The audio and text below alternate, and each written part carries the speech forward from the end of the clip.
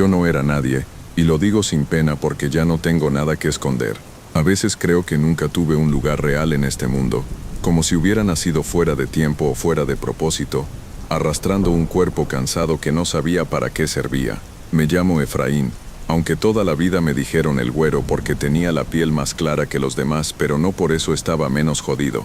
Crecí en un barrio de Oaxaca donde la gente aprende desde niño que soñar es un lujo y que la vida no perdona ni a los buenos ni a los malos, solo a los que tienen suerte. Y yo nunca tuve nada de eso. Mis recuerdos de infancia son pedazos rotos de un padre borracho, una madre que se fue demasiado pronto y un montón de días caminando sin rumbo con los pies llenos de tierra y la panza vacía. Así que para cuando cumplí los 32 ya me sentía un viejo arruinado resignado a morir igual que nací, sin nada. Yo siempre tuve esa sensación rara de que estaba hecho para algo más, no sé si me explico, como si dentro de mí hubiera un fuego apagado que quería encenderse, una chispa que nunca encontraba dónde arder. Trabajé en el campo desde chavo, cargando costales, cortando caña, sembrando maíz, lo que hubiera, pero el dinero nunca alcanzaba para más que tortillas y frijoles. Y cada vez que intentaba ahorrar, pasaba algo que me regresaba a la miseria. Un día me enfermé, otro día me asaltaron, otro día se cayó la cosecha, como si la vida misma se empeñara en recordarme que yo estaba destinado a fracasar. Y te juro que aguanté todo, pero llegó un momento en que ya no pude más. Empecé a robar cosas pequeñas, comida, herramientas, lo que fuera. No por maldad, sino por hambre y por coraje. Muchas veces decía que era la última vez, pero siempre volvía. Y aunque me arrepentía, en el fondo sabía que ese camino solo me llevaba a un agujero sin salida. Lo que nunca imaginé era que alguien más ya me estaba observando desde ese agujero. El día que todo empezó fue uno de esos de calor insoportable, cuando el sol parece un martillo y cada paso duele. Yo venía regresando del campo sudado, mugroso y cansado, y al pasar por la entrada del pueblo vi a don Tacho sentado afuera de su choza. Era un anciano raro, casi nadie hablaba con él, pero yo siempre le decía buenas tardes por educación. Esa vez cuando me acerqué me miró fijo como si me estuviera revisando por dentro. Me dijo con una voz ronca que se me quedó clavada: «Tú ya lo viste, ¿verdad?». Yo me quedé helado. Le pregunté de qué hablaba, pero él solo murmuró: «Cuídate, muchacho. No todo lo oscuro es sombra y no todo lo que brilla es bueno». Luego se levantó como pudo y se metió a su choza, dejándome con esa frase rondando como mosca en mi cabeza. Aún no sabía lo que significaba, pero esa misma noche lo entendería. Esa noche no pude dormir. La desesperación y el hambre me tenían inquieto, así que salí a caminar intentando espantar mi frustración. Terminé en el camino de terracería que lleva a los sembradíos abandonados. La luna estaba tan llena que parecía falsa, como si el cielo hubiera puesto una lámpara gigante para iluminar algo que no debía ver. Y ahí justo frente a mí apareció un caballo negro, enorme, brillante como si estuviera hecho de petróleo. Sus ojos eran dos brasas vivas que me quemaban la mirada. Encima del animal, un hombre vestido de charro, elegante hasta lo absurdo, con un traje bordado con figuras que se movían como si respiraran. No habló, solo me observó clavándome a la tierra con su mirada. Quise correr, gritar, voltearme, lo que fuera, pero mi cuerpo no respondió. Era como si estuviera atrapado en un sueño del que no podía despertar. Finalmente, con una voz tan profunda que retumbó dentro de mis huesos, dijo: «Sé lo que buscas». Yo no dije ni una palabra, pero él sabía. Sentí cómo me leía por dentro, cómo revisaba mi miseria, mis frustraciones, mis deseos, mis culpas. Desmontó con una calma escalofriante y caminó hacia mí. Con cada paso la tierra temblaba como si reconociera a su dueño. «Pídeme», dijo, «pero recuerda que todo tiene un precio». Yo no sabía qué responder, pero las palabras salieron solas. Quería una oportunidad, una sola, para tener una vida digna. No pedí fortuna, ni fama, ni mujeres, solo la posibilidad de dejar de ser un cero a la izquierda. Él extendió su mano y apareció una moneda dorada. Era hermosa y pesada, pero lo más extraño fue que al mirarla no reflejaba mi rostro. «Con esta moneda pagarás tu oportunidad», dijo, «pero cada vez que la uses perderás algo que no sabes que tienes». La tomé, no sé si por valentía o por estupidez, pero la tomé, y en cuanto mis dedos tocaron el metal sentí un ardor que me recorrió el cuerpo. Cuando levanté la vista el charro ya no estaba, ni el caballo, ni nada. Solo yo temblando en medio de la noche con una moneda que no reflejaba nada. A la mañana siguiente algo extraño pasó. Un hombre que nunca había visto llegó a mi casa y me ofreció trabajo en un taller mecánico. Dijo que alguien le había hablado de mí, aunque no supo decir quién. Acepté sin pensarlo. Y desde ese día todo empezó a cambiar. El trabajo era bueno, me pagaban más de lo que hubiera imaginado, comía mejor que nunca y hasta me pude comprar ropa nueva. La moneda seguía en mi bolsillo, caliente como si respirara. Cada vez que necesitaba algo, las cosas simplemente pasaban. Un cliente pagaba de más. Una pieza difícil se arreglaba sola. Un día incluso sané sin querer el dedo cortado de un compañero. Yo fingía normalidad, pero por dentro me aterraba. Sabía que había algo raro, algo podrido. Y entonces llegaron las pérdidas.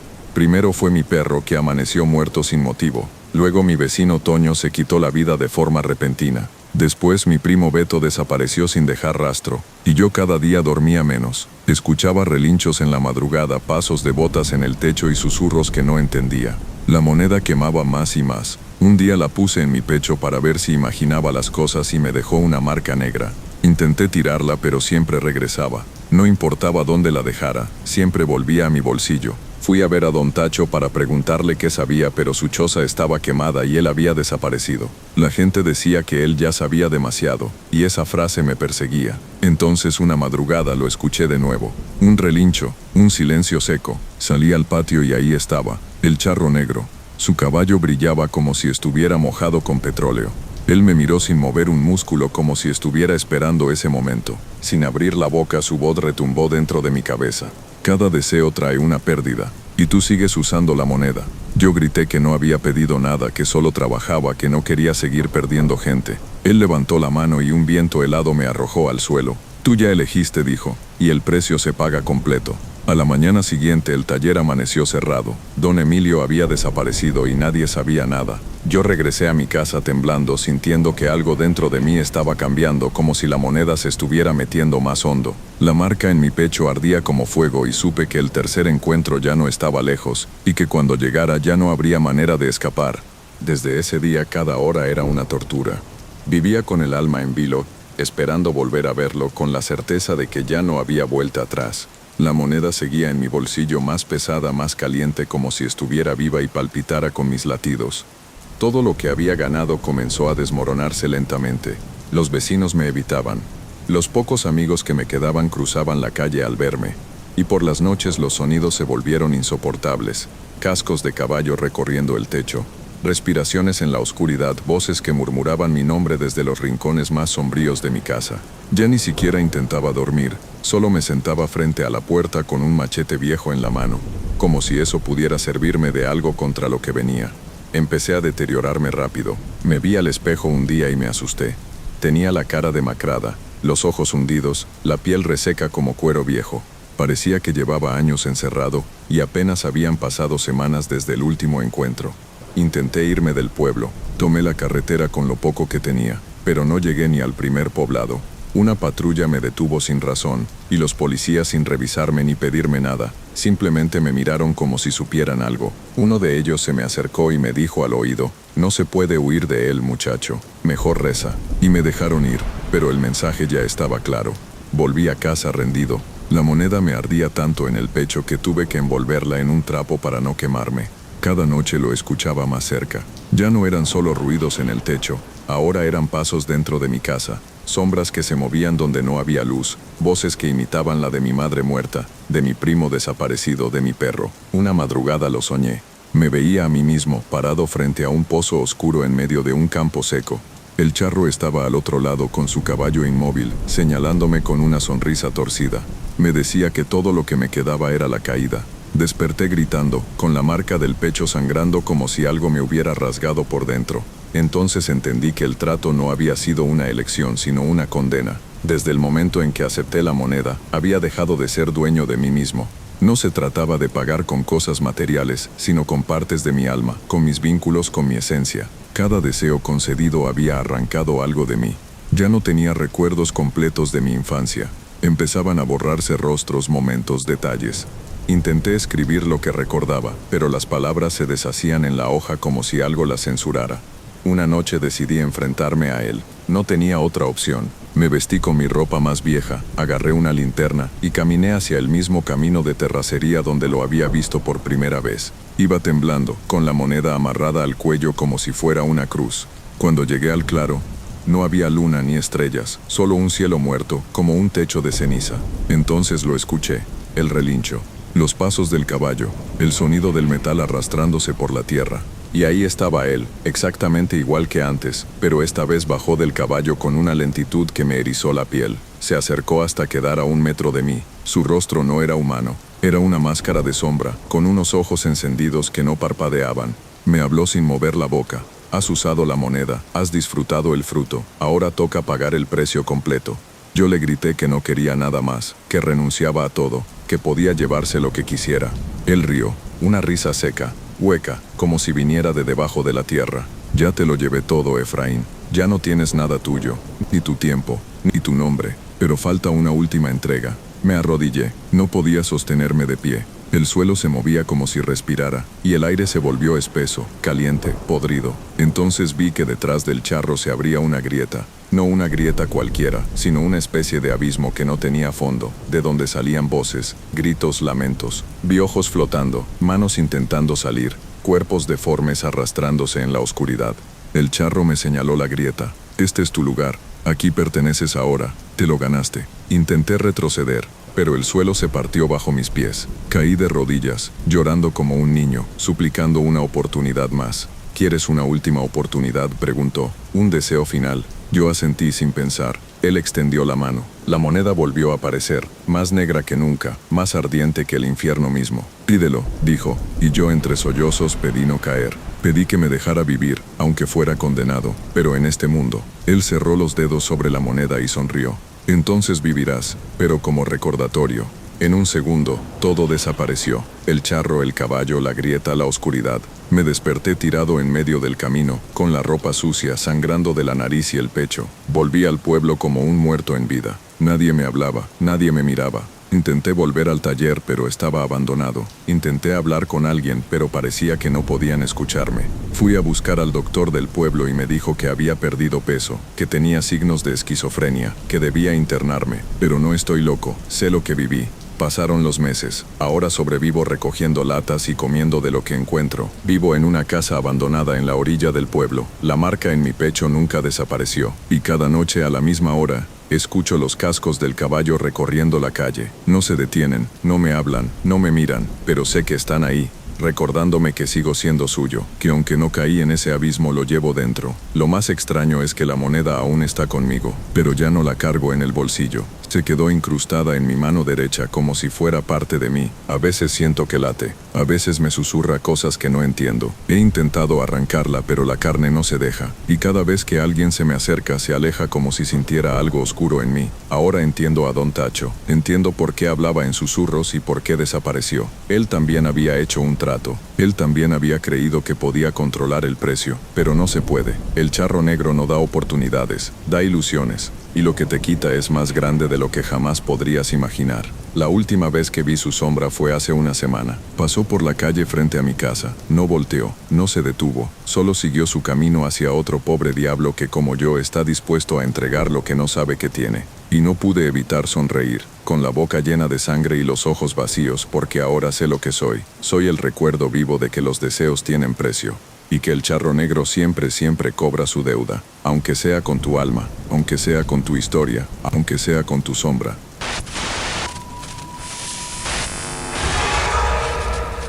Yo no era un genio, tampoco un prodigio, pero desde que tengo memoria siempre supe que quería ser médico. No por vocación noble, no por salvar vidas, eso vino después. Al principio solo quería entender qué carajos me pasaba por dentro. Desde niño tuve ataques de ansiedad, de esos que te paralizan, que te hacen sentir que te vas a morir aunque estés sentado viendo la tele. Nadie lo entendía. Mis papás pensaban que era flojera, mis amigos decían que era sensible, pero yo sabía que había algo mal conmigo, algo roto, algo que no se curaba con té ni con échale ganas. A los 18 entré a la Facultad de Medicina en Guadalajara con una sola meta: arreglarme. Si lograba entender mi cerebro, tal vez podría repararlo. Y si lo lograba conmigo, tal vez también con los demás. Pero no fue tan fácil. Entre guardias, exámenes, cafés fríos y cuerpos abiertos, mi ansiedad solo creció. Pasaban semanas en las que dormía 3 horas por noche, donde me temblaban las manos de tanto estrés, donde sentía que el corazón se me salía sin razón. Empecé a automedicarme. Primero ansiolíticos suaves, luego combinaciones más fuertes. Unos los sacaba con recetas falsas, otros los compraba en el mercado negro de la misma universidad. A veces me sentía culpable, a veces no, porque en medio de todo ese caos, cuando las pastillas hacían efecto, yo podía respirar, podía estudiar, podía vivir. A los 23 ya era residente en un hospital público, no diré cuál, por respeto a los que todavía están ahí, pero sí diré esto: si alguna vez creí que la medicina podía arreglar algo, ahí fue donde aprendí que la medicina también tiene su lado oscuro. Veía morir gente todos los días, ancianos solos, niños olvidados, personas que llegaban con algo simple y salían en bolsas negras, y eso me rompía más, pero lo peor era que no podía sentir nada, nada real. Ya no lloraba, ni me enojaba, ni me alegraba, solo existía, como un zombi con bata blanca. Fue en ese estado cuando lo conocí, aunque decir lo conocí suena raro. El charro negro no se presenta como los demás, no toca la puerta, no te manda una señal clara. Él simplemente aparece cuando ya estás listo para entregarle lo que te queda, aunque no sepas qué es. La primera vez que lo vi fue durante una guardia doble, de esas que te dejan hecho polvo. Me había quedado dormido en la sala de residentes cuando abrí los ojos y lo vi al fondo del pasillo. Un hombre alto, inmóvil, montado en un caballo que no hacía ruido. El sombrero ocultaba su rostro, pero su presencia era tan intensa que todo el aire del hospital pareció detenerse. Parpadeé, y ya no estaba.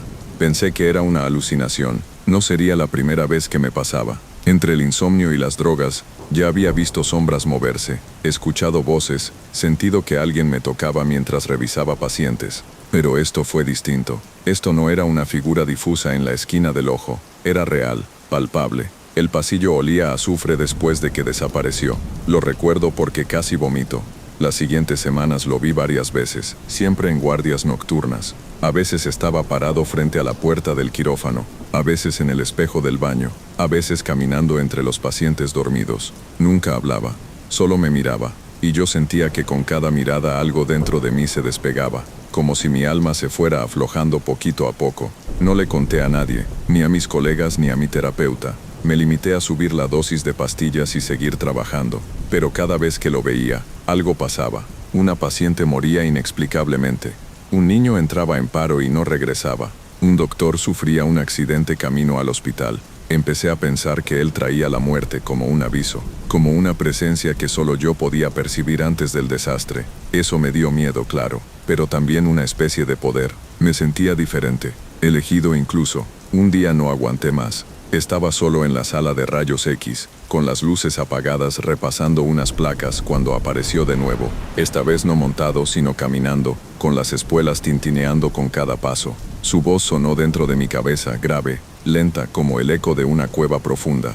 ¿Quieres dejar de tener miedo? Me congelé, no podía mover ni un músculo, solo lo escuchaba. ¿Quieres sanar tu mente? Y sin pensarlo dije que sí. No sé si lo dije en voz alta o solo lo pensé, pero él lo entendió. Entonces me ofreció algo. No fue una moneda como en las leyendas. Fue un frasco, un pequeño frasco de vidrio con un líquido negro espeso que no reflejaba la luz. Bébelo, dijo, te quitará el miedo, para siempre. Yo lo tomé. Estaba frío, tan frío que me quemó los dedos. Dudé, pero él solo se quedó ahí, mirándome, y bebí. No recuerdo cómo volví a mi cama.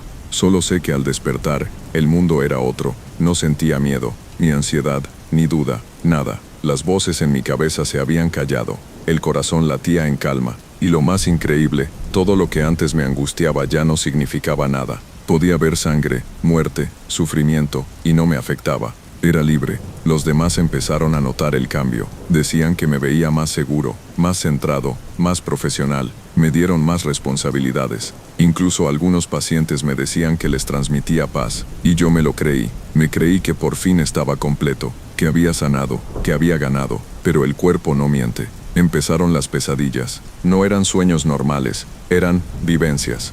Sentía que vivía vidas ajenas. Moría en camas de hospital, me abrían en quirófanos sucios, me ahogaba con tubos en la garganta, y siempre al final, él estaba ahí, mirándome, sonriendo. Y luego vino lo peor. Empecé a perder cosas, pequeñas al principio. Olvidaba el nombre de pacientes, luego rostros, luego fechas, pero no eran fallos de memoria normales.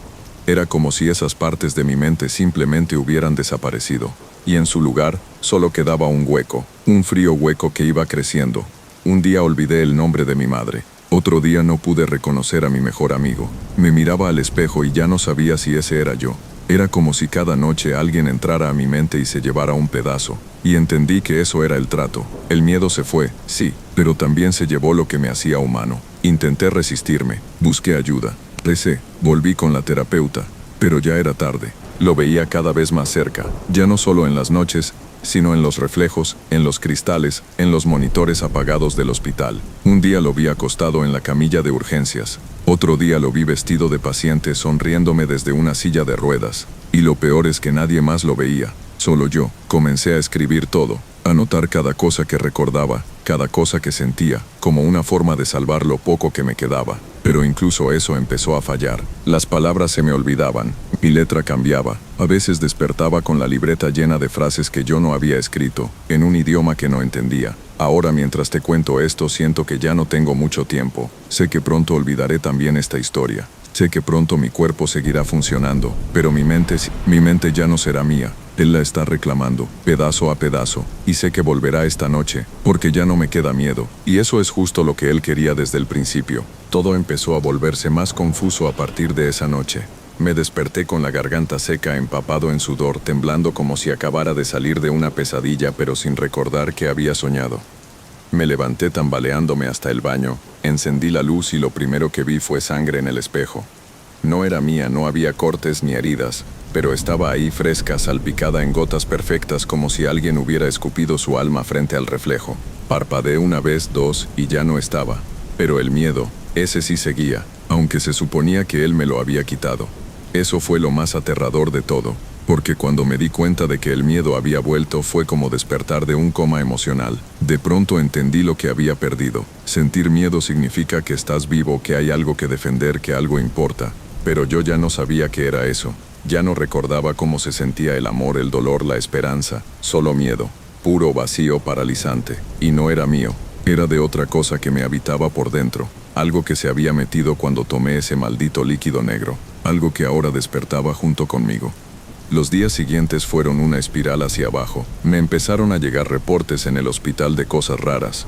Pacientes que decían ver al hombre del sombrero paseando entre las camas. Enfermeros que afirmaban escuchar cascos de caballo por los pasillos, como si alguien cabalgara sobre el mármol. Al principio me hice el tonto, negándolo todo. Pero luego, en una madrugada de guardia, escuché con mis propios oídos ese trote metálico, lento, cada paso como un reloj marcando la cuenta regresiva. Me escondí en el quirófano vacío, con las luces apagadas, conteniendo la respiración como si fuera un niño, y lo vi pasar por la ventanilla. No montaba su caballo, lo empujaba, como si supiera que esta vez venía a pie, más cerca, más íntimo. Esa misma semana, un compañero del hospital se lanzó del techo. Nadie entendía por qué. Dejó una nota que decía, no me dejaba dormir. Tenía las espuelas en los oídos. Al día siguiente, una paciente en psiquiatría se arrancó los ojos. Decía que en cada parpadeo lo veía a él, que el sombrero le tapaba la cara, pero sus ojos, los del charro, estaban en todas partes. Y yo solo pensaba, fui yo quien trajo esto. No podía seguir negándolo. Me había convertido en una grieta por donde lo imposible se colaba. Era como una puerta mal cerrada, un punto débil en la realidad. Y lo peor era que empecé a disfrutarlo. Aunque me dé asco admitirlo, hubo un momento en que me sentí poderoso. Todos temían lo que yo había visto y sobrevivido. Todos notaban que yo no era como los demás. Me buscaban por mi seguridad, por mi sangre fría, por mi eficiencia quirúrgica. Me ofrecieron una plaza fija, me invitaron a congresos. La gente me respetaba. Yo era el médico milagroso, el que podía con todo, el que nunca dudaba. Pero ese respeto se convirtió en aislamiento. Mis colegas comenzaron a alejarse. Decían que mi mirada era vacía, que a veces hablaba solo en voz baja, que mi presencia hacía que las luces parpadearan. Incluso una paciente en recuperación me escupió en la cara y me llamó el portador. Dijo que yo olía a caballo muerto. Nadie entendía nada, ni ellos, ni yo. Un día me encerré en el archivo clínico del hospital, desesperado,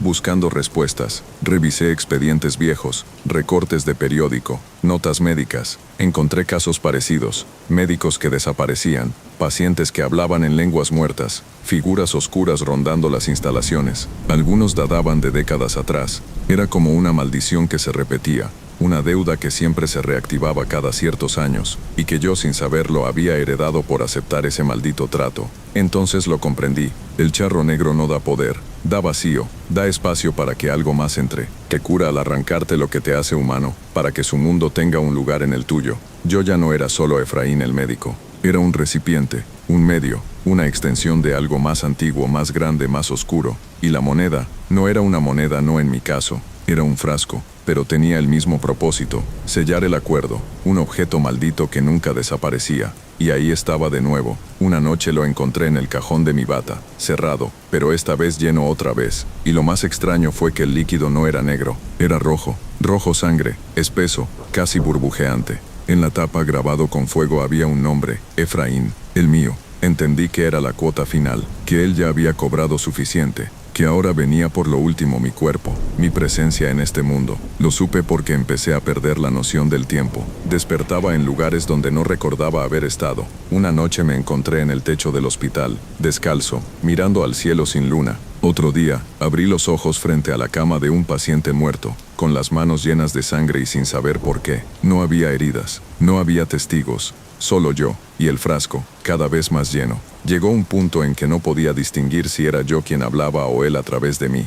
Mis pensamientos se mezclaban con susurros, mis decisiones venían acompañadas de sombras, y una noche lo vi en el espejo reflejado detrás de mí, aunque estaba solo, no se movía, no hablaba, solo me observaba, como si ya se supiera el final. Y entonces me decidí. Iba a acabar con esto, no me importaba si moría. Lo que no iba a permitir era que siguiera usando mi cuerpo para esparcir su veneno. Me encerré en una sala de cirugía y preparé todo como si fuera una operación.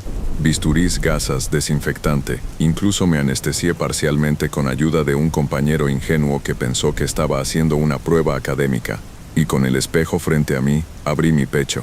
No sé cómo logré no desmayarme, pero lo hice. Y ahí entre la carne lo encontré, el frasco. No en mi mano, no en mi bolsillo, dentro de mí, unido a mis costillas como un parásito, palpitando, vivo. Lo toqué, y una descarga me dejó temblando. Era como si estuviera lleno de voces, de gritos, de recuerdos que no eran míos. Intenté arrancarlo, pero algo me detuvo. No una fuerza física, sino una sensación, una certeza. Si lo sacaba, moría. No físicamente, moría yo, y él tomaría el control completo. Me desplomé en el suelo, sangrando, llorando, riendo como un loco, y entonces lo vi de nuevo. Ya no era una visión, ni un reflejo. Estaba ahí, de pie frente a mí, con el sombrero tapándole el rostro, pero sus ojos brillando como brasas. Me habló al fin, con una voz clara, profunda, inevitable. Tú pediste liberarte del miedo, lo hiciste, pero no preguntaste qué vendría en su lugar.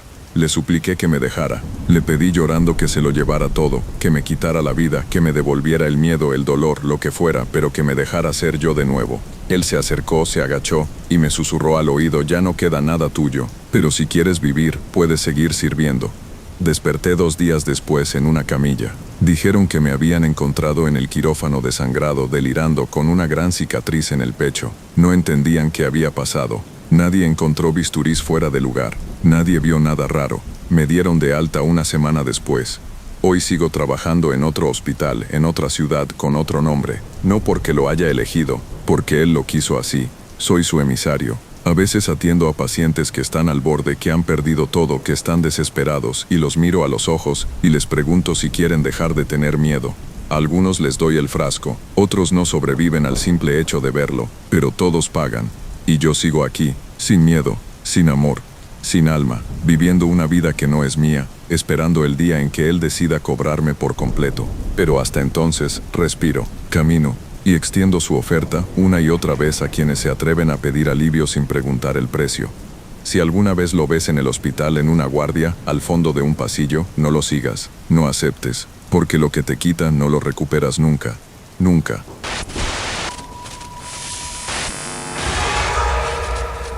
¿Alguna vez has tenido tanta mala suerte que sientes que el universo te odia personalmente? No hablo de que se te pinche una llanta o que te corten por mensaje. Hablo de perderlo todo. Una vez, 2 veces, y luego una tercera. Esa fue mi historia. Me llamo Alan, y si alguna vez existió el fracaso con piernas, era yo. Desde joven me obsesioné con la idea de ganar, de tener dinero fácil, de vivir como los ricos aunque mi cuna fuera de cemento y lámina. Mi papá murió endeudado, Mi madre limpiaba casas para que yo pudiera estudiar, pero a mí me valía madre, porque yo tenía una sola meta, hacerme rico, no por ambición, sino por rabia. Rabia de ver cómo los que tenían más pisoteaban a los que teníamos menos. Quería demostrarles que también nosotros podíamos escalar, solo que escogí el camino más corto y más sucio, el juego. Lo mío empezó con las maquinitas del barrio, cuando tenía como 14 años. Luego me fui metiendo a las apuestas en línea, carreras de caballos, cartas, hasta que descubrí el casino. Y ahí, hermano, fue como ver el paraíso. Luces, música, tragos gratis, gente bien vestida, un mundo que me hacía sentir importante. Pero el casino no te da nada que no planee quitarte después. Gané mis primeros 20,000 pesos y me creí invencible. Y así, en menos de un año, me volví adicto, no al juego, a la sensación de poder, de control. Pensaba que la suerte era una habilidad. ¡Qué pendejo! A los 28 ya había perdido 2 trabajos, 3 novias y hasta un intento de emprendimiento que financié con un préstamo del cual aún me escondía. Mi madre dejó de hablarme. Dormía en un cuarto rentado con un colchón sin sábanas y una televisión vieja. Pero cada noche, como ritual, me ponía mi camisa menos arrugada, sacaba lo poco que me quedaba y me iba al casino de Monterrey a intentar volver a empezar. Nunca ganaba, pero la esperanza es una droga más fuerte que cualquier sustancia, y yo estaba intoxicado de ilusiones. Una noche de jueves, después de perder lo último que tenía, ni para el camión me quedó, salí caminando bajo la lluvia. Me sentía vacío, con los ojos hinchados de tanto llorar por dentro porque por fuera ya ni lágrimas me salían. Me senté bajo un puente empapado, y ahí fue donde lo vi.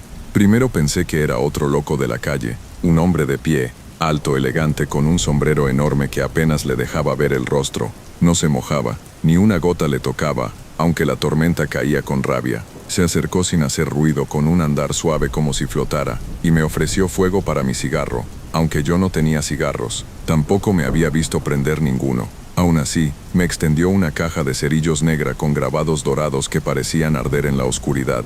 ¿Quieres seguir apostando?, me dijo sin mover la boca. Esa voz la escuché adentro como si me hablara desde mi propia cabeza. Me quedé congelado. Ni siquiera sentí miedo, solo curiosidad, como si algo dentro de mí ya supiera quién era él.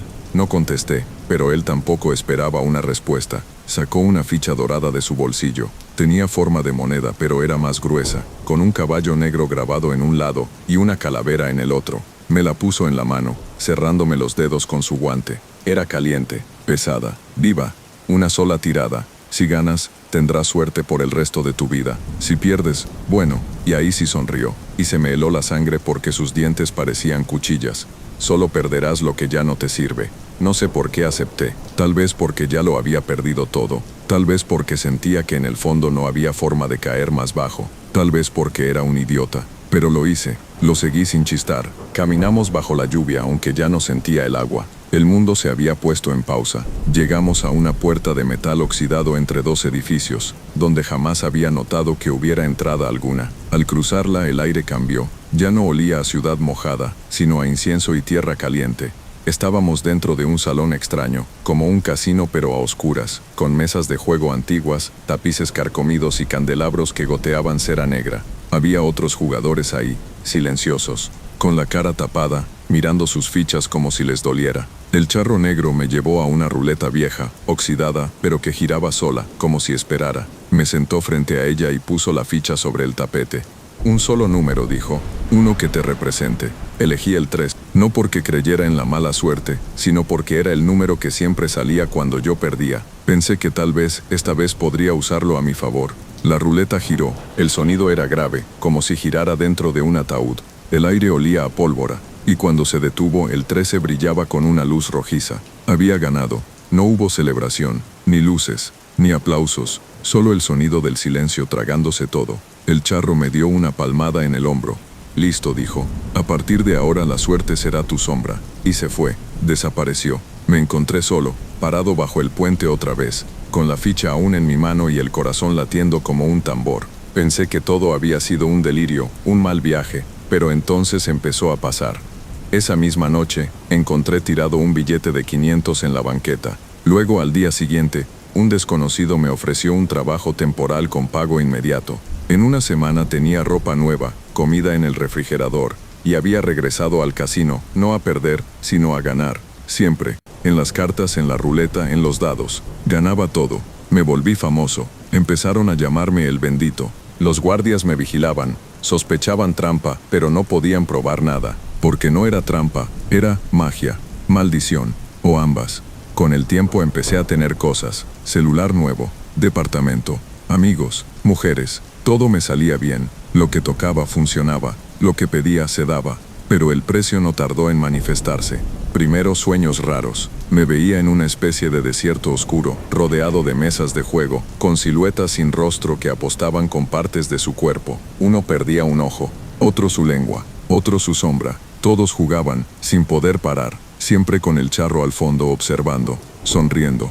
A veces lo sentía detrás de mí en el sueño, respirando en mi nuca. Me despertaba empapado, con sabor a sangre en la boca. Luego empecé a notar que la gente que perdía contra mí sufría accidentes. Uno murió en un choque, otro desapareció, uno más se suicidó. Al principio pensé que eran coincidencias, pero no, era parte del precio.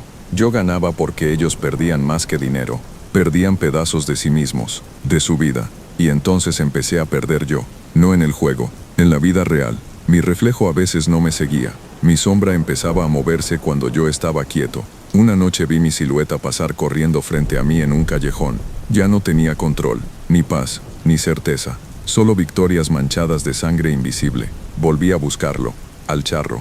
Quería romper el trato, quería devolver la suerte, pero ya no se trataba de un juego, era parte de mí. Él estaba dentro, la ficha se había disuelto, ya no la tenía en el bolsillo, la tenía en la palma, marcada como quemadura, en forma de 13. Ahora cada vez que apuesto no puedo parar. Cada vez que gano, algo más desaparece. La voz de mi madre en mis recuerdos, la sonrisa de mi primera novia, la última vez que lloré.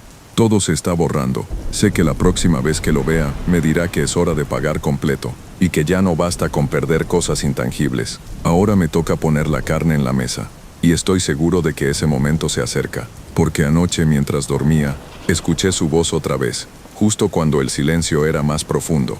La suerte es una deuda, Alan. Y tu crédito está por vencerse. Lo escuché claro como si estuviera dentro de mi cuarto. La voz del charro negro con esa cadencia lenta, grave, como de tierra abriéndose. La suerte es una deuda, Alan, y tu crédito está por vencerse. Me desperté de golpe con el cuerpo empapado en sudor y la garganta seca como si hubiera estado gritando toda la noche. Pero no recordaba haber soñado. Lo que sí sentía más fuerte que nunca era esa presencia pegada a mi sombra como si ya no me perteneciera del todo. Me levanté, encendí la luz, y al verme en el espejo lo confirmé. Mi reflejo estaba desfasado. Se movía un segundo después de mí, y su cara no era del todo la mía. Ahí fue cuando supe que no podía seguir haciéndome pendejo. El trato estaba llegando a su final, y yo por idiota, por ambicioso, había firmado sin leer las letras pequeñas.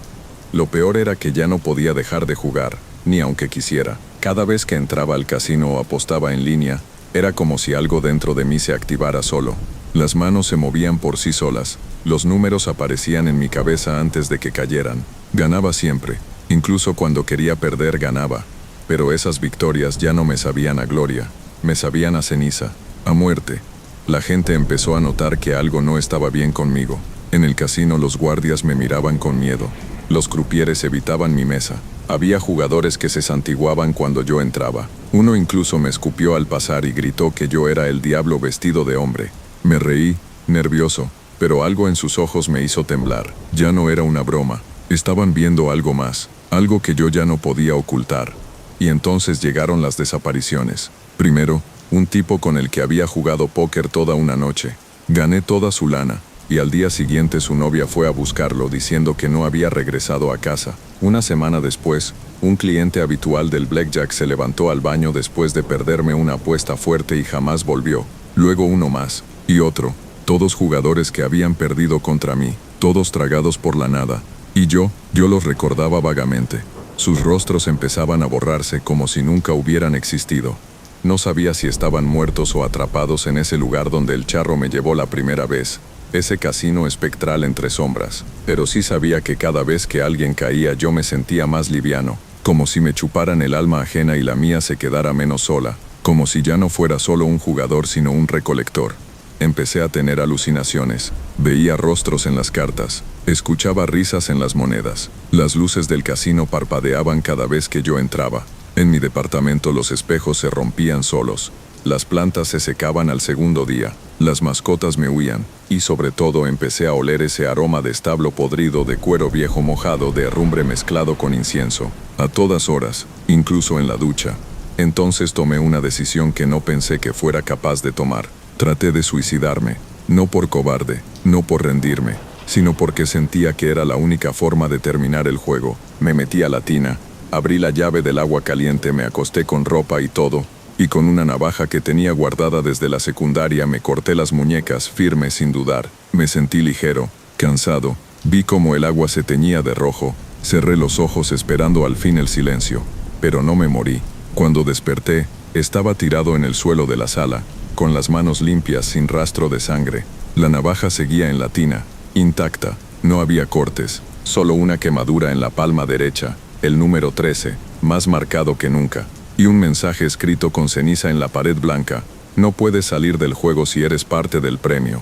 Lloré, por primera vez en años, lloré de verdad, lloré como un niño sabiendo que ya no había nadie que viniera a consolarlo, y entonces supe que tenía que hacer algo. No podía seguir así, no iba a ser el títere de ese maldito por el resto de mi vida.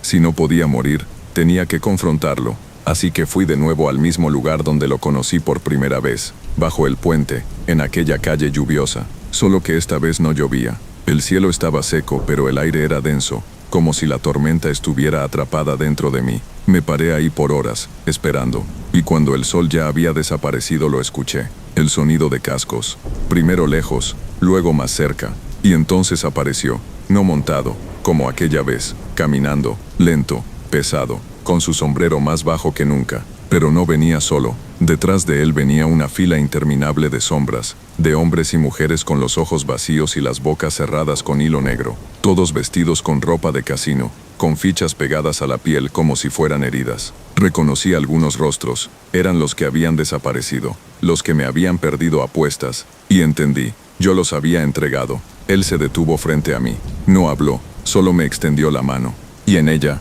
una ficha nueva, roja, con mi cara grabada en ella. Ahora te toca a ti, dijo. Esta vez, su voz fue real, fuerte, definitiva. ¿Qué quieres de mí?, le pregunté, con la voz quebrada. Que termines el juego. ¿Cómo? Recluta al siguiente. Solo uno más, y te libero. Pensé que era mentira, otra trampa, pero algo en su tono me hizo sentir que había una salida, por mínima que fuera. Le pregunté qué pasaría si no lo hacía, y él solo levantó la cabeza. Por primera vez, vi su rostro completo, y ojalá no lo hubiera hecho, porque no tenía piel, ni ojos, ni carne. Era una calavera ardiente, con gusanos moviéndose entre los huecos, con dientes que se movían como si respiraran. Caí de rodillas, vomité, me oriné encima, y él solo dijo: si no juegas, tú serás la banca, eternamente, y desapareció. Desde entonces, cada noche, camino por las calles, buscando a alguien como yo, alguien desesperado, alguien tan roto que esté dispuesto a apostar su alma por una oportunidad. Me acerco con una ficha en la mano, roja, brillante. Le sonrío, y le digo la frase que ya se volvió mía. Una sola tirada. Si ganas, tendrás suerte para siempre. Pero esta vez, es él quien me observa desde las sombras, asegurándose de que cumpla, porque yo ya no soy Alan, soy parte del casino, el nuevo croupier de las almas perdidas, y si alguna vez te encuentras conmigo, por favor, no aceptes la ficha, no importa lo que te prometa, porque la suerte, hermano, la suerte es solo una forma más elegante de decir maldición.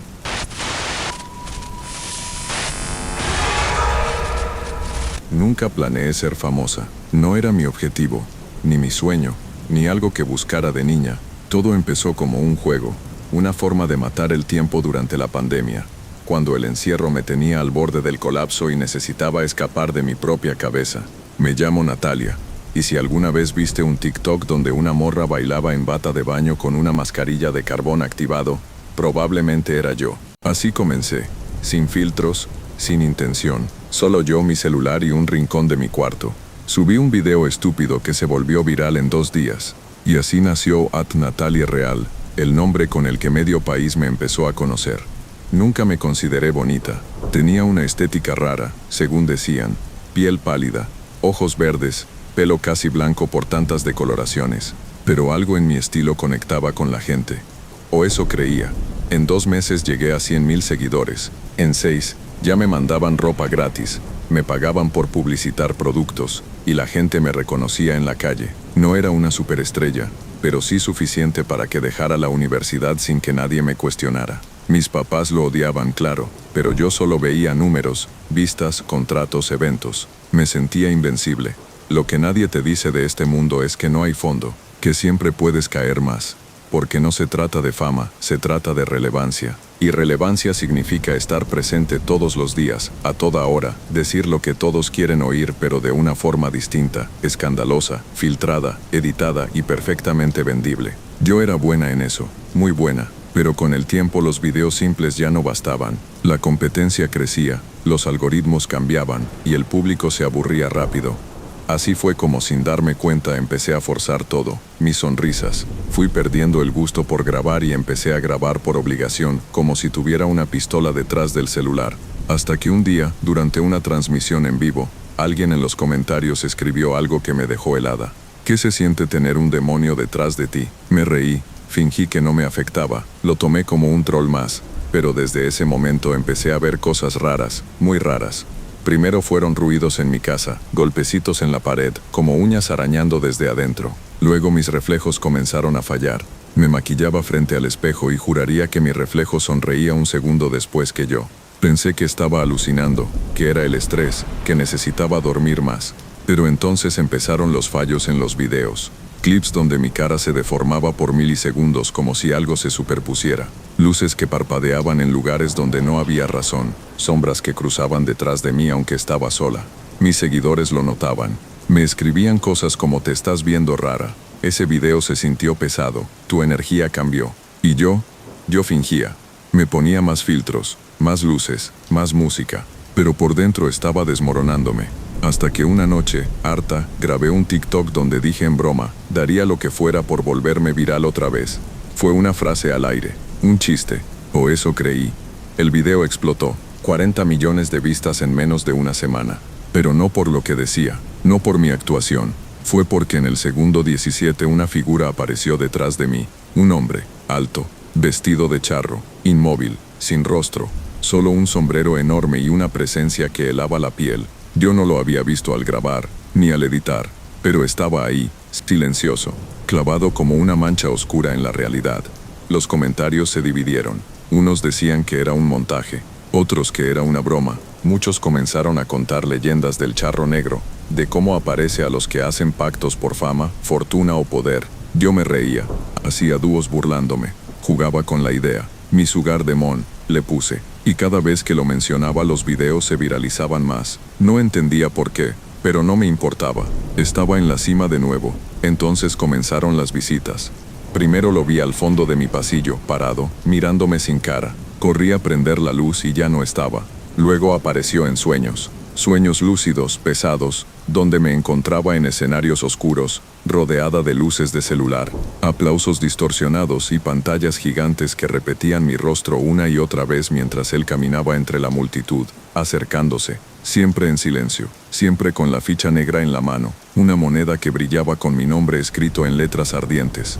Yo no la quería, se la devolvía en el sueño, pero él insistía, me la metía en la boca, me la hacía tragar. Y al despertar tenía un sabor metálico en la lengua y la garganta raspada como si hubiera gritado toda la noche. Pensé en desaparecer de redes, en borrar todo, pero cada vez que lo intentaba algo pasaba. La computadora se bloqueaba, el celular se apagaba, las contraseñas no funcionaban, y cuando lograba cerrar una cuenta otra aparecía con mi nombre, replicando mis videos pero con cosas que yo nunca grabé, como si alguien más me estuviera suplantando. Una noche recibí un paquete sin remitente. Era una caja pequeña envuelta en papel negro con una tarjeta que decía, tú pediste la viralidad, nosotros solo la hicimos posible. Dentro una máscara de charro hecha de cuero curtido con un olor nauseabundo a carne rancia. La tiré al instante, pero a la mañana siguiente estaba de nuevo sobre mi cama. Imposible de ignorar. Mi vida dejó de ser mía. A cada paso sentía que alguien me grababa. Las cámaras se encendían solas, las luces parpadeaban.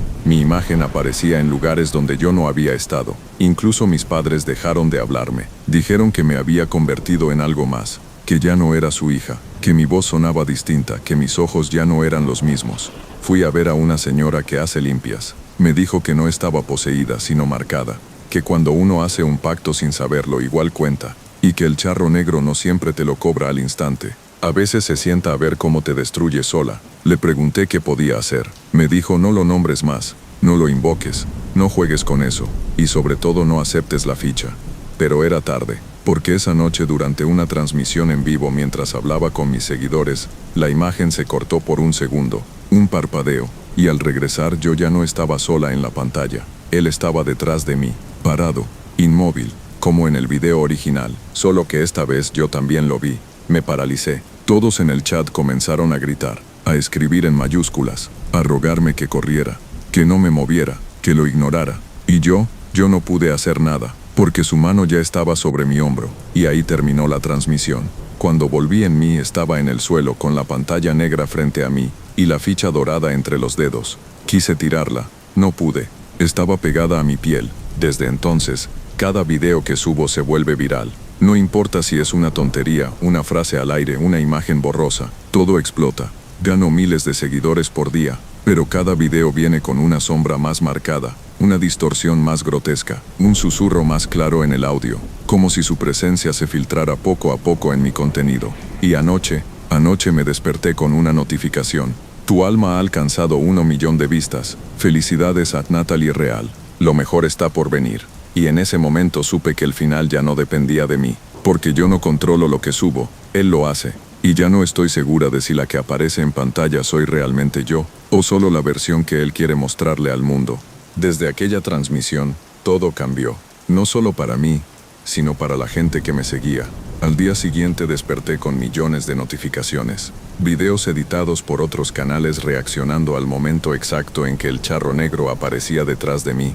Cuentas de ocultismo analizaban el clip cuadro por cuadro, intentando explicar por qué la figura parecía más real que cualquier edición posible. Había teorías por todos lados. Unos decían que era marketing, otros que era una broma. Algunos hablaban de deepfakes o de que yo estaba actuando, pero muchos otros, los que escribían en mayúsculas, con oraciones de protección y emojis de cruces, decían la verdad que nadie más quería ver. Eso no era un truco, y yo lo sabía. Los días siguientes fueron una mezcla entre caos y vacío.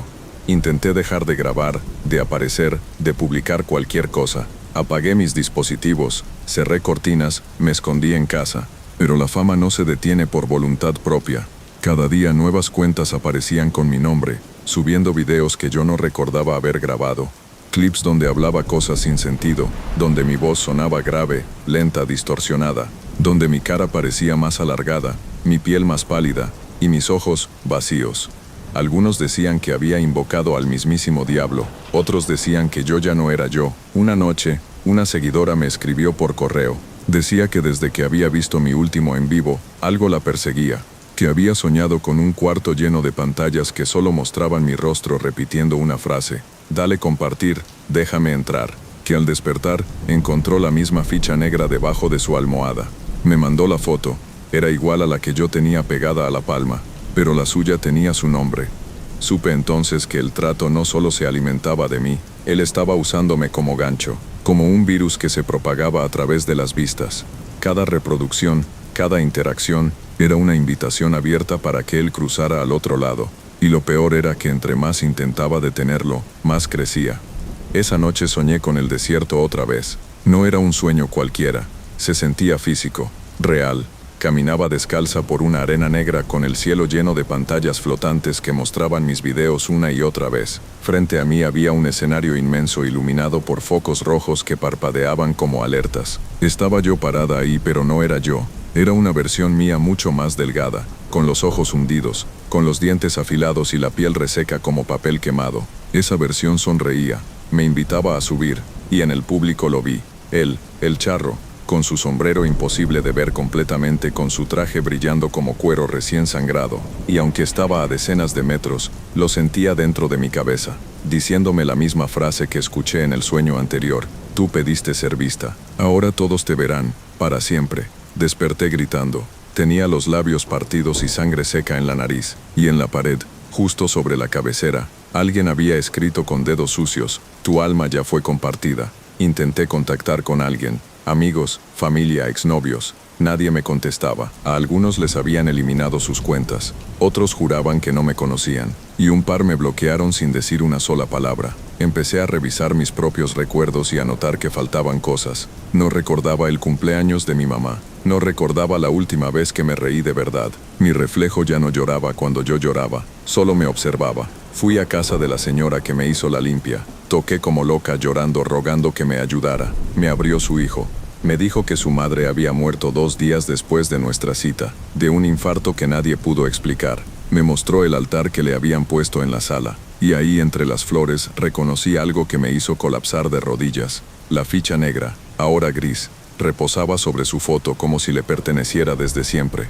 Esa noche comprendí que no estaba poseída, estaba siendo reemplazada. Él no necesitaba que yo muriera ni que le ofreciera mi alma con veladoras y rezos. Solo necesitaba que la gente me viera, me escuchara, me replicara, porque la viralidad es la nueva fe, la devoción moderna. Entre más gente creyera, aunque fuera por burla o por morbo, más fuerte se hacía su presencia. Y entonces vino el evento. Me invitaron a una entrega de premios para creadores de contenido. Fue la primera vez que salí de casa en semanas. No quería ir, pero cuando abrí el celular esa mañana no había forma de rechazar. El botón de cancelar no respondía. Los correos automáticos ya estaban firmados. Me enviaron chofer, me vistieron, me maquillaron, todo sin que yo pudiera detenerlo. Me movía, hablaba, pero no era yo. Era como si una parte de mí estuviera detrás del telón, atrapada en un rincón de mi cuerpo, viendo cómo otra parte tomaba el control. En la alfombra roja todos me veían, me tomaban fotos, pero no me hablaban. Nadie me tocaba. Era como si supieran, como si todos fingieran no notar lo que era evidente. Algo andaba mal, muy mal. Me sentaron en la primera fila, y cuando anunciaron mi nombre como ganadora, el salón entero se oscureció por un segundo. Las luces parpadearon, la pantalla se apagó, y en su lugar, apareció la imagen de aquel primer video, donde él estaba detrás de mí, solo que esta vez, se movía. La gente gritó, un par se desmayaron, otros pensaron que era parte del show, pero yo me quedé quieta, porque lo vi caminar desde la pantalla hacia el escenario. Nadie más parecía verlo avanzar, solo yo, él, y los que ya estaban marcados. Sentí como la ficha en mi palma se calentaba hasta quemar, y entonces entendí lo que venía. Me levanté, corrí, salí del recinto como una loca. Nadie me detuvo, nadie me siguió, ni los medios, ni los fans. Nadie quería tocarme. Crucé calles, me escondí, vomité, lloré, grité, y finalmente llegué a una iglesia abandonada. Me encerré ahí durante horas, o quizás días. No comí, no dormí, solo lloré, hasta que sentí que se sentaba a mi lado, sin tocarme, sin hablar, solo a mi lado. Me armé de valor, le pregunté qué quería de mí, qué necesitaba para dejarme en paz, y entonces me dijo algo que aún me sigue helando la sangre. Ya no quiero nada de ti, ya lo tengo todo, pero tú ahora me perteneces, y te usaré para llegar a más, porque ya no eres una persona, eres un canal. Y lo peor fue que no estaba mintiendo, porque en ese momento mi celular que yo había dejado tirado al huir se encendió solo. La cámara frontal comenzó a grabar, y sin que lo tocara, sin que lo moviera, se subió un video nuevo a todas mis redes. Un video donde yo hablaba, pero no era yo. Donde mi voz decía cosas que no recordaba haber dicho. Donde la ficha negra giraba entre mis dedos como una ruleta. Y ese video fue el más viral de todos. Hoy no sé quién soy. No tengo control sobre mi cuerpo, mis palabras ni mis acciones. A veces despierto en lugares que no reconozco, rodeada de seguidores que me piden fotos, que me adoran, que me copian. Y yo solo quiero gritarles que corran, que no miren, que no compartan. Pero no puedo, porque ya no tengo voz. Solo una sonrisa entrenada, una mirada vacía, y un alma que ahora forma parte de algo mucho más grande, más oscuro, más antiguo que cualquier red social. Si me ves en pantalla, si te sale uno de mis videos sin que lo pidas, no lo veas completo, no lo compartas, no le des like, porque cada clic, cada comentario es otra ficha que se reparte. Y algún día, cuando menos lo esperes, él también se sentará detrás de ti. Solo que esta vez no será en un video, será en tu vida real.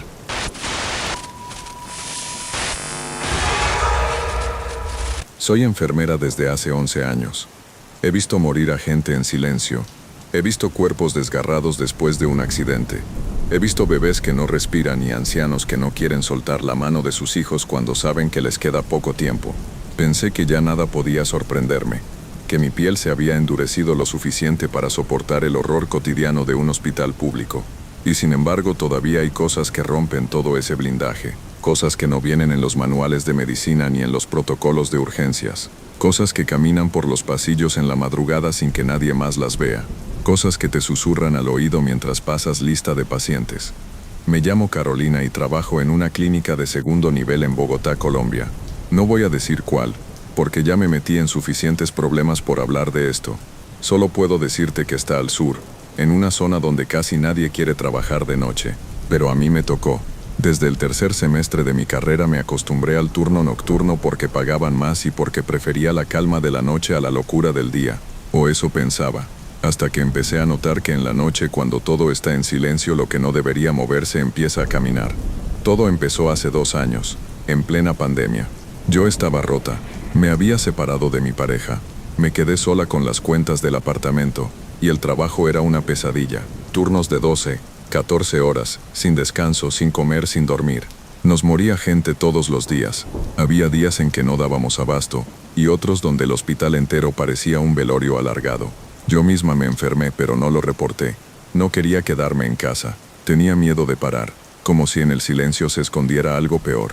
Una madrugada, después de atender un código azul que terminó en deceso, me senté en el descanso a llorar. Me temblaban las manos, me dolía la espalda, y tenía el rostro de ese paciente aún pegado en la retina.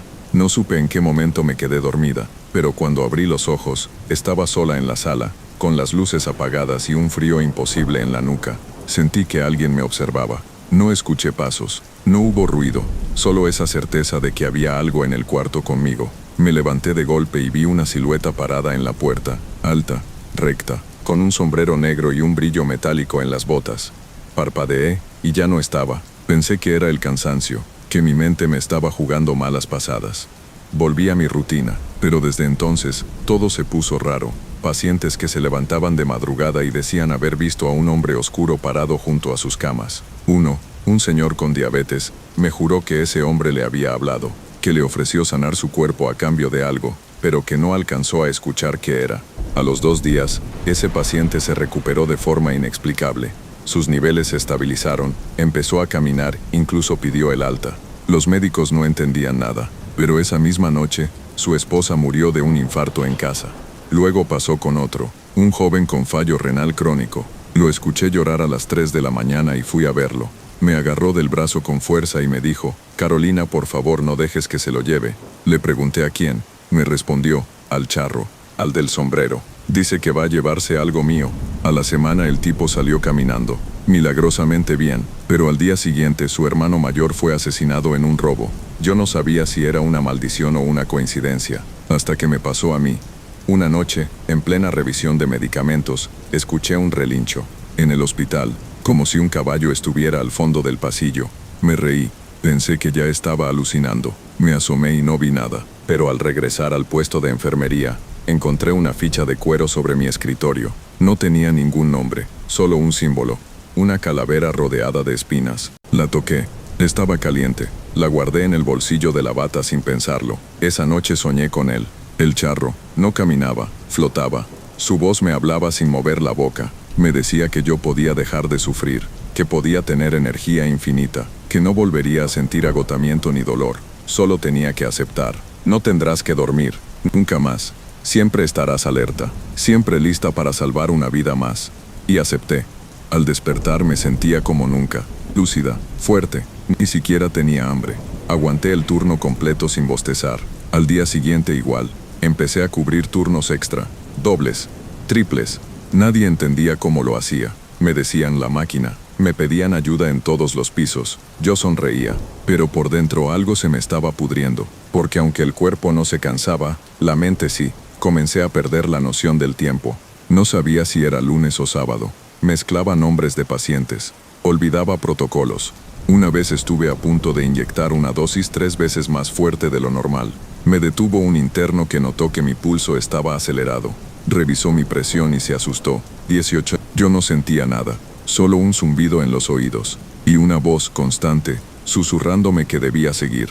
que no me detuviera, que mi descanso sería la muerte de otros. Volví a soñar con él. Esta vez no estaba en un campo abierto. Estábamos en la sala de cuidados intensivos. Todas las camas estaban ocupadas por versiones de mí misma, intubadas, inconscientes, y él caminaba entre ellas, tocando una por una con la punta de su bota. Cada vez que lo hacía, una de esas yo moría, se descomponía, se convertía en polvo, y yo no podía moverme, solo mirar y llorar. Me desperté con la ficha quemando en el pecho. Literalmente, la tenía pegada a la piel, como si se hubiera fusionado con mi bata. Corrí al baño, intenté arrancarla, pero no pude. Me dejé caer en el suelo, temblando, y fue ahí donde escuché la verdad. No se trata de salvar vidas, Carolina. Se trata de cobrar deudas.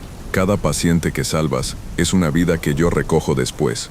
Tú decides a quién, tú llevas la balanza. Entonces entendí. No era un milagro, era un intercambio. Yo no curaba, yo desviaba la muerte, y alguien más la pagaba por mí. Me volví paranoica. Empecé a contar, a anotar cada caso extraño, cada recuperación inexplicable, cada paciente que salía sano después de un pronóstico fatal. Y en todos los casos, alguien cercano moría, alguien del barrio, del hospital, de mi vida. Perdí a 3 compañeros en un mes. Un enfermero cayó por las escaleras y se desnucó. Una doctora murió en un choque camino a casa.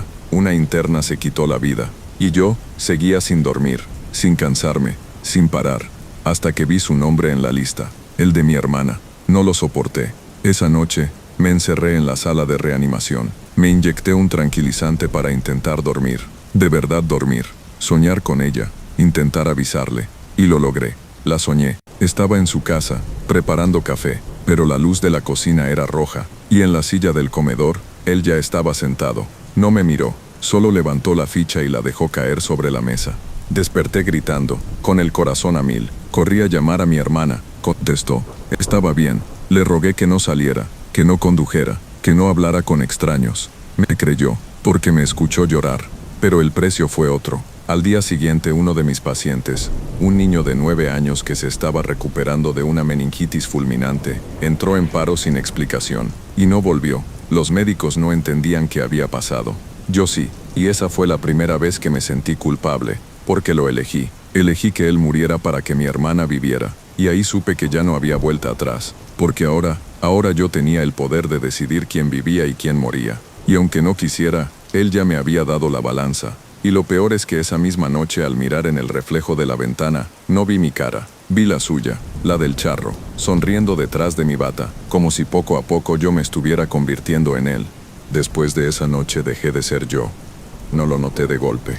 Fue como si mi alma se despegara en capas, una tras otra, hasta dejarme convertida en una carcasa que caminaba, que hablaba, que respiraba, pero que ya no sentía. Mi nombre seguía siendo Carolina, sí, y mis compañeros aún me saludaban por los pasillos del hospital, me hacían bromas, me invitaban a tomar café en la madrugada como siempre, pero yo ya no estaba realmente ahí. Desde que decidí salvar a mi hermana a cambio de la vida de ese niño, algo en mí se quebró para siempre, algo que nunca volvió a su sitio. No dormía, ya ni lo intentaba. Podía estar 5, 6, 7 días sin cerrar los ojos. El cuerpo no se cansaba, la mente tampoco, pero sí se desgastaba, aunque de una manera distinta, más profunda, más cruel, como si se estuviera pudriendo desde dentro, sin avisar, sin dolor, solo con esa sensación constante de vacío. Y lo peor era que empezaban a pasar cosas que nadie más parecía notar. Pacientes que me hablaban con voces que no eran suyas, voces de ultratumba, miradas vacías que se clavaban en mí, incluso cuando estaban sedados o inconscientes, sonrisas de dientes negros en bocas que jamás se habían movido, y siempre en los rincones más oscuros del hospital, donde la luz parpadeaba o el frío se colaba por las paredes, él estaba ahí, el charro, viéndome, sin decir nada, como un supervisor satisfecho con su nueva empleada. Una madrugada, revisando los signos vitales en la sala de trauma, encontré una enfermera nueva llorando en un rincón. Se llamaba Milena. Era joven, llevaba apenas un mes con nosotros. Cuando la toqué para preguntarle qué pasaba, me miró con los ojos abiertos como platos y me dijo: ese señor con sombrero me tocó la cabeza, me dijo que tú ya sabías cómo funcionaba esto, que me tocaba pagar un turno contigo. La llevé al baño, le di agua, intenté calmarla, pero en el fondo sentí que él me la estaba dejando, como quien entrega un paquete, como si me dijera: comparte tu carga. Entrena a la siguiente. Me negué. Durante días me negué. Le pedí a Milena que no trabajara de noche, que pidiera cambio de turno, que se fuera. Incluso intenté convencerla de que se cambiara de hospital. Ella solo me miraba como si estuviera loca, como si yo hablara en otro idioma, hasta que una noche la encontré parada frente a la ventana del piso 4, en trance, a punto de saltar. Me lancé sobre ella, la tiré al suelo, lloraba. Decía que el charro le había dicho que volar era la única manera de liberar lo que llevaba dentro. Después de eso la internaron, y yo supe que estaba sola otra vez. Volví a hablarle, no alucinando, no delirando, lo hablé en voz alta, lo llamé, le pregunté qué quería, si ya había jugado suficiente conmigo, si iba a seguir usándome como su instrumento, o si pensaba dejarme ir. Y su respuesta no fue inmediata, tardó varios días, pero llegó. Una noche, mientras bajaba sola por el ascensor hacia la morgue para llevar papelería, el ascensor se detuvo en el piso -1, un nivel que hasta donde yo sabía no existía. Las puertas se abrieron lentamente, y el aire que salió de ese lugar me heló el alma. Era un pasillo oscuro, con paredes cubiertas de cortinas quirúrgicas negras. Al fondo una lámpara encendida, y bajo esa luz una mesa de operaciones. Sobre ella un cuerpo cubierto, y junto a la mesa él. «Bienvenida a tu guardia eterna», dijo, con una voz tan baja que no se escuchaba con los oídos sino dentro del pecho. Entré, no podía resistirme, algo me empujaba, las luces se encendían conforme caminaba, como si supieran que yo estaba hecha para ese lugar. Al llegar a la mesa me hizo una señal con la mano, me pidió que destapara el cuerpo, lo hice, era yo, mi cuerpo, mi cara, mis manos, intactas pero muertas, como si estuviera viendo mi propio cadáver antes del velorio. Grité, me alejé, quise correr, pero el suelo me atrapó como si fuera lodo. Él se acercó y me ofreció la misma ficha que llevaba semanas quemando en mi pecho, solo que ahora estaba partida en dos. La vida no se detiene, tú ya no eres una, ahora eres el canal, y debes escoger, o tomas la parte que falta y cobras en nombre mío, o dejas que la muerte cobre sola. Y créeme, ella no es tan piadosa. Me quedé ahí, de pie, temblando, sintiendo cómo mi alma se partía por dentro, porque entendí que ya no había salida, que todo lo que había vivido desde el primer encuentro no era castigo ni prueba, era entrenamiento, que me estaba preparando para ser su sustituta, para heredar su lugar, y que ahora me tocaba a mí hacer lo que él hacía, recolectar. Me desperté en mi cama, en casa con la ropa del hospital aún puesta y las manos cubiertas de sangre seca, en la mesita de noche una ficha nueva, roja, con mi cara grabada. Desde entonces empecé a notar un cambio. Las enfermeras ya no me saludaban igual. Algunos pacientes me miraban como si me reconocieran de otro lugar. Una señora con demencia avanzada me dijo, ya te vi antes. Tú eras la que se sentaba al lado del charro. Un niño con leucemia me pidió que no lo dejara solo, que no quería irse con la señora del sombrero. El horror ya no era él, era yo, y me di cuenta de que los turnos ya no terminaban. Aunque marcara salida, seguía trabajando. Aunque me fuera a casa, algo me traía de regreso. Una llamada, una urgencia, una muerte inminente. Siempre había una razón para quedarme, para no alejarme, como si mi cuerpo ya no pudiera existir fuera del hospital, como si me estuviera fusionando con el edificio mismo. Una madrugada lo supe con certeza. Me miré al espejo del baño del personal, después de una guardia especialmente sangrienta, y no me vi a mí. Vi un sombrero, una silueta, un rostro cubierto por la sombra, y detrás de mí, una hilera de cuerpos, pacientes, compañeros, gente que había cruzado mi camino y que ahora caminaba tras de mí como un cortejo fúnebre interminable. Vomité, caí al suelo, lloré, recé, supliqué, pero ya no sirvió, porque entonces entendí lo más terrible de todo. Yo también había hecho un trato. Yo había aceptado esa fuerza, esa energía, esa capacidad de salvar vidas a cambio de algo que no supe identificar en su momento. El precio no era la muerte, era la responsabilidad. Y ese era mi castigo, ser la balanza, ser quien decide. Ahora camino por los pasillos en la madrugada como él lo hacía. Ya no lo veo. Hace semanas que no se manifiesta, porque su trabajo lo hago yo. Cada vez que se presenta una situación límite, escucho dentro de mí una pregunta: ¿quién se va y quién se queda? Y yo respondo, a veces con lógica, a veces con impulso, a veces con dolor, pero siempre decido, porque si no lo hago yo, la muerte lo hace, y ella no pregunta. Hoy, por ejemplo, hay una niña de 5 años en cuidados intensivos, cáncer terminal, y en el otro ala, un hombre de 38 que entró con sobredosis, agresivo, escupiendo a todos, con historial de violencia. Solo uno tiene chances de sobrevivir si recibe prioridad, y todos los médicos dudan. Están reunidos revisando papeles. Yo ya sé la respuesta. Me acerco a la cama del hombre, le tomo la mano, siento el calor de su alma intentando aferrarse a algo, y le susurro al oído, hoy no es tu noche, y al alejarme, escucho el pitido de su monitor. Plano, final. Regreso al ala infantil. La niña ya respira mejor, sonríe, me agarra el dedo con su manita, y en su mirada por primera vez en mucho tiempo, no veo miedo.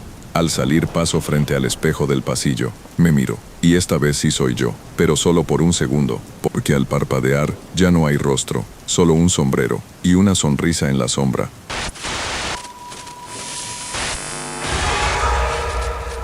Nunca fui un criminal.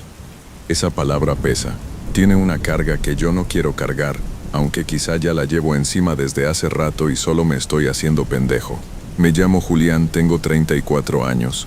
Y si preguntas en mi barrio, muchos dirán que soy empresario, otros dirán que soy el licenciado, y los que de verdad me conocen, esos te dirán la verdad, que soy un narco, o por lo menos alguien que se mueve con ellos. Nunca vendí droga directamente, eso sí te lo puedo jurar, pero les lavé dinero, les armé estructuras legales, creé empresas fachada, moví cuentas, blanqueé lo que había que blanquear. Fui el cerebro, el tipo con corbata y sonrisa que los ayudó a volverse respetables. Todo empezó con un despacho contable modesto en Guadalajara. Tenía talento para los números, para esconder cosas donde nadie las encuentra.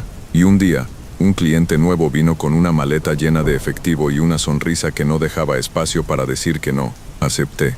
Por hambre, por ambición, por cobardía, no lo sé. Solo sé que después de ese día, mi vida cambió. Me volví intocable. Tenía carros del año, departamentos en la playa, relojes carísimos. Tenía lo que quería. Pero con cada firma, con cada transferencia disfrazada, sentía que mi alma se hacía más pequeña. Lo peor de este negocio es que te acostumbras rápido. El miedo, la adrenalina, la tensión de tener siempre a alguien siguiéndote, se vuelve rutina. Ya no temes morir, temes que te quiten todo, temes que se caiga el castillo de naipes que tú mismo construiste. Y eso fue lo que me empezó a pasar. Un cliente importante cayó, uno que nunca debió ser capturado, y la cadena empezó a romperse. Los federales tocaron la puerta, me interrogaron, me soltaron. Luego desapareció un amigo mío, contador también, y después, alguien me llamó desde un número oculto para decirme, Julián, a ti también te va a llegar, te están marcando. No dormía, tenía pesadillas con maletas llenas de cabezas.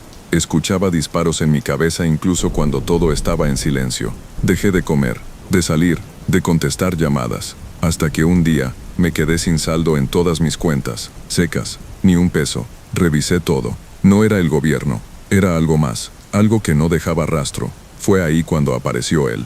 La primera vez lo vi desde la ventana de mi departamento en la torre donde vivía. Era de noche. Llovía. Todo era gris y mojado. Y abajo, entre la calle y las sombras de un poste roto, estaba él.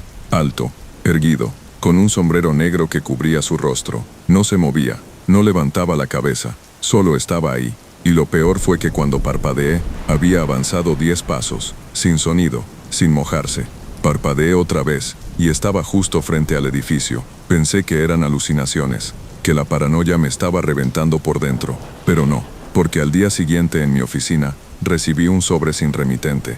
Dentro había una ficha negra, del tamaño de una moneda, con un caballo grabado de un lado y mi nombre del otro, y una nota escrita a mano, con una tinta que olía a cuero quemado. No tienes que perderlo todo, Julián. Aún puedes negociar. Lo ignoré, o eso intenté. Pero en la madrugada mi computadora se encendió sola. En la pantalla, una única imagen. El charro, parado en lo que parecía ser mi calle, con fuego detrás de él, y los ojos como dos brasas hundidas en la oscuridad. No dormí esa noche, ni la siguiente. Al tercer día me habló. No por teléfono, no en persona. Fue en el espejo del baño. Me estaba lavando la cara cuando su reflejo apareció justo detrás de mí. No volteé, no podía, pero su voz me llenó el pecho como humo caliente. Te quité el dinero, Julián, porque el dinero nunca fue tuyo, solo era prestado. Pero te puedo dar algo mejor. ¿Qué? Pregunté sin pensarlo, temblando. Poder real, control, inmunidad. Que nadie te toque, que nadie te cuestione. Pero quiero algo a cambio, algo más profundo. ¿Qué cosa? Volví a preguntar, sabiendo que la respuesta no me iba a gustar. Él no respondió con palabras, solo levantó una ficha idéntica a la que había recibido, y me la arrojó. La atrapé con las manos mojadas. y al instante sentí que el agua en mi piel se evaporaba como si me hubiera tocado el infierno. Me ardió, me marcó, y supe que había aceptado, aunque no lo hubiera dicho con la boca. A la mañana siguiente, el dinero volvió, solo que multiplicado. Mis cuentas estaban llenas, todas, incluso unas que ya había olvidado. Me llamaron de bancos donde ni siquiera tenía registros. Tenía inversiones en criptomonedas que no había hecho, retiros programados, empresas fantasma con ingresos diarios. Y lo más extraño, todo estaba limpio, intocable, legal, verificado. Pero entonces empezaron las muertes. Un agente del SAT que me había interrogado cayó de un puente. Dijeron que fue suicidio. Un fiscal que llevaba casos contra uno de mis clientes murió de un infarto fulminante. Un periodista que investigaba las cuentas offshore apareció flotando en un río. Y yo sabía, lo sabía, no los había mandado matar, no había hecho ninguna llamada, no había dado ninguna orden. Pero el charro lo había hecho por mí. Estaba pagando el precio del trato. Y no era dinero, era sangre. Intenté ponerle freno, cerré las cuentas, transferí los fondos a fundaciones. Hablé con un sacerdote. Viajé a Veracruz a buscar a una bruja que decían que rompía pactos con lo oscuro. Pero nada sirvió. Una noche al regresar a casa la encontré. La ficha. Otra vez, solo que ahora estaba partida en dos. Y sobre ella, una lista con 3 nombres. El primero era el mío. Desde entonces tengo visiones. No sueños, visiones. Estoy despierto, caminando, trabajando, hablando con alguien. Y de pronto todo se apaga. Y estoy en un lugar seco, árido, como un rancho abandonado. Las luces del cielo son rojas, la tierra es negra, y en el centro de todo él, me muestra personas, caras que no reconozco, voces que me suplican, y luego me pregunta sí o no, y si digo que sí, al día siguiente esa persona muere. Al principio me resistía, me negaba, pero luego vino el aviso, una mujer, no supe su nombre, la soñé, dije que no. Al otro día, mi hermana menor fue atropellada. El mensaje era claro, si no pago con los nombres que él me da, alguien que amo lo hará por mí. Desde entonces ya no me niego, solo digo sí, una y otra vez, y eso me consume, porque sé que me estoy convirtiendo en otra cosa, en un verdugo disfrazado de empresario, en un asesino que no dispara, pero que entrega las almas con la voz. Ya no siento nada, ni culpa, ni miedo, solo ese ardor en la mano donde llevo la marca, ese zumbido en la cabeza, y esa certeza de que cada vez estoy más cerca de convertirme en lo que él es. Y lo más espantoso es que hace una semana, en una de esas visiones, me mostró mi reflejo, y yo ya estaba vestido como él, con sombrero, con botas, con el rostro cubierto por sombras, y alguien más estaba frente a mí, temblando preguntándome si quería hacer un trato, y yo, desde que me vi a mí mismo con el sombrero y el rostro cubierto de sombra, supe que ya no era cuestión de tiempo sino de transformación. No me estaba matando, me estaba moldeando. Cada sí que le daba, cada nombre que pronunciaba en esos lugares de tierra negra y cielo rojo, era una costura más en el traje que inevitablemente me iba a poner. Ya no soñaba como antes, no había sueños, ni descanso ni pausa. Dormía con los ojos abiertos, vivía con el alma suspendida, comía sin sabor, respiraba sin darme cuenta. Hablaba como si fuera otro el que movía mi boca. Me estaba despersonalizando, volviéndome una copia más del sistema que el charro negro usaba para moverse entre nosotros. No podía seguir así, no podía, pero tampoco podía irme. Y eso fue lo que terminó por quebrarme. Una noche decidí prender fuego a todo, literalmente. Fui al departamento, saqué todos los documentos que tenía sobre mis clientes, mis movimientos, las empresas fachada, las transferencias, todo. Agarré la caja fuerte, la reventé con una masa de hierro y saqué lo último que tenía guardado, los contratos, los papeles de identidad falsa, los pasaportes, las fichas negras, porque sí, ya no era una, eran 5, cada una con un nombre distinto, ninguno mío, cada una ardía al tacto, cada una tenía fecha de entrega. Me llevé todo a un terreno baldío en Tlajomulco, uno de esos lugares donde nadie pregunta nada y el polvo se mezcla con el humo de los incendios. Lo apilé todo, lo rocié con gasolina y prendí fuego. Me senté frente a las llamas, esperando sentir alivio, liberación, miedo, algo, pero solo vi cómo el fuego bailaba, cómo se torcían los papeles, cómo se derretía el plástico, cómo las fichas no ardían, no se derritieron, no se quebraron, quedaron ahí, intactas, entre las cenizas, brillando como ojos recién abiertos, y en ese momento lo sentí, a mis espaldas, la presencia. No tuve que voltear, ya sabía quién era. ¿Crees que puedes romper un trato con fuego?, me dijo. Su voz ya no me erizaba la piel, me atravesaba. ya no quiero esto, no quiero seguir. Querías poder, lo pediste, lo tomaste, lo usaste, lo saboreaste. Te devuelvo todo, no puedes devolver lo que ya diste. Lo tuyo ya no es tuyo, lo mío ahora te define. Me volteé, lo enfrenté. Por primera vez, su rostro seguía cubierto por sombras, pero detrás de él había algo, un abismo, como si su cara no fuera una cara, sino una entrada a otro lugar, a un mundo podrido, y por un segundo juro que vi lo que hay ahí,